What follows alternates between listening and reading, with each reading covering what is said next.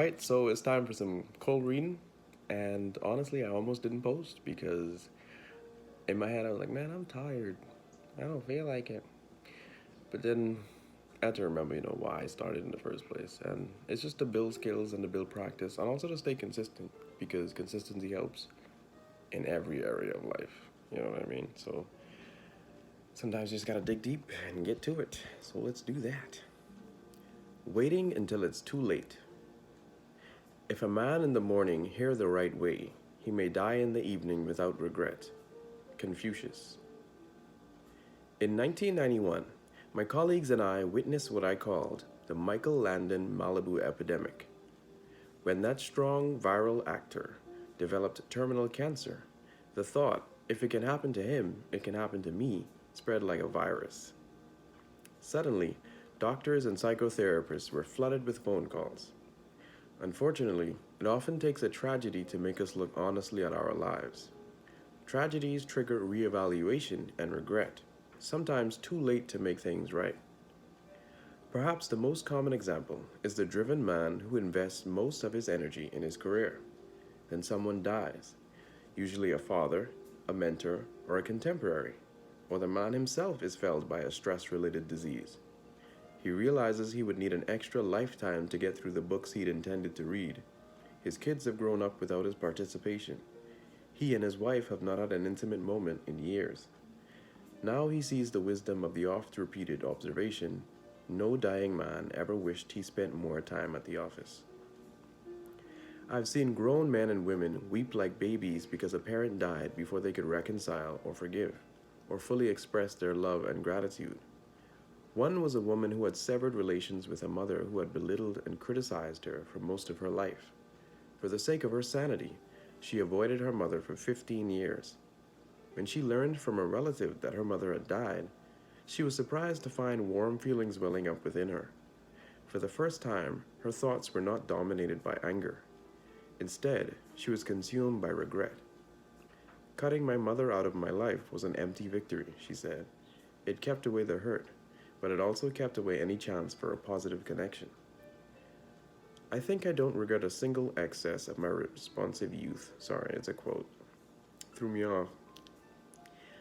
I think I don't regret a single excess of my responsive youth. I only regret, in my chilled age, certain occasions and possibilities I didn't embrace. Henry James. One of the most poignant moments of my life occurred during medical school, when I worked part-time at a nursing home. On the first floor, where the sickest patients lived, a man sat stooped in his wheelchair all day, muttering bitterly to himself. I looked at his chart, and to my astonishment, realized he was a famous state Supreme Court judge. I asked the head nurse why the man had no visitors. She replied that he had alienated everyone in his life.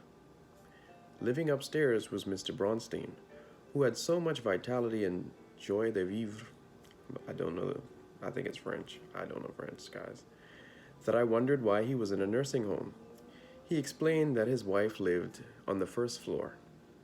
After emigrating to America, the couple had worked side by side as a tailor and a seamstress. They had struggled through the Depression and World War II and had raised 3 children who had done them proud. His wife had had a stroke. She could no longer speak or control her bowel movements, and she did not recognize her husband. Yet every morning he cleaned her bed, bathed her, and braided her hair. People ask why I bother, he told me. My answer is, what could be more important? She's my lifelong partner, and she would do it for me.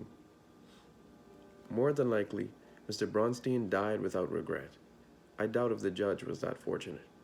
He had achieved greatness, but if asked whether he would have done anything differently, he probably would have replied, as Ty Cobb reportedly did, I would have made more friends. You already know what's important, but you might have pushed it out of your awareness so as not to upset the status quo. If it takes a death or a life-threatening illness to wake you up, it might just be too late. Usable insight? You don't have to wait for someone to die before you realize what's important. Taking action. Imagine yourself at 80, looking back at your life. Ask yourself, what would it take to make you feel you had lived a meaningful life? If you continue living the way you are, Will you be able to say at age 80 that everything important has been resolved and completed? What can you do differently starting today that will get you to where you want to be at 80? Start doing it.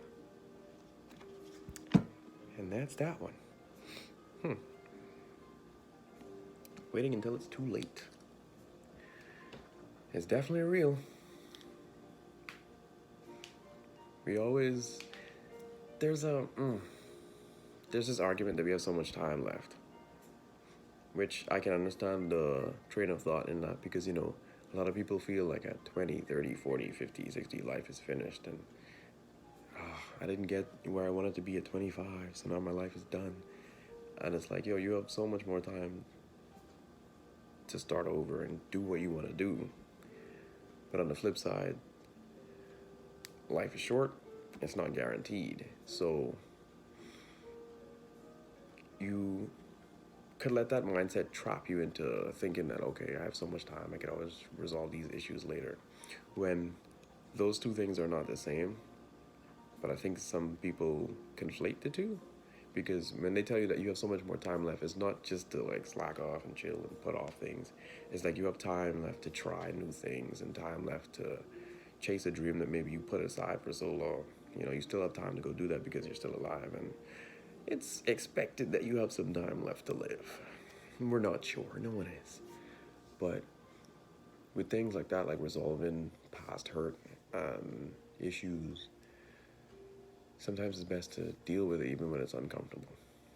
And I'm talking to myself too because I have a few things that pop into mind like, I don't want to deal with that right now. But looking back at life, especially if you picture yourself at 80, you would want to have things resolved. You want to be at peace.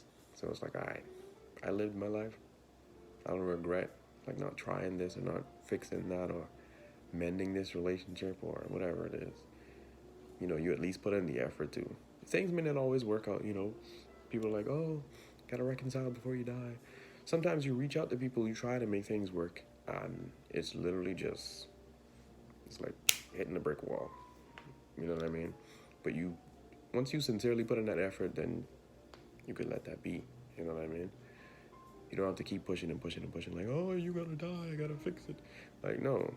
Some people literally they don't give you that. They're just, nah, I don't want to fix, I don't want to reconcile. So there's nothing you can do, But you honestly try it and you see that it's not working out, then by all means, don't keep pushing it.